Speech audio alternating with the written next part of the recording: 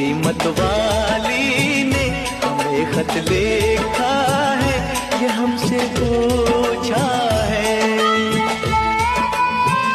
किसी की सांसों ने, किसी की धड़कन ने, किसी की चूड़ी ने, किसी के कंगन ने, किसी के गजरे ने, किसी के गजरे ने, महकती सुबहों ने, मचलती शामों ने, अकेली रातों ने, अधूरी बातों ने, तरसती बाहों ने, और पूछा है तरसी निगाहों ने कि घर कब आओगे, कि घर कब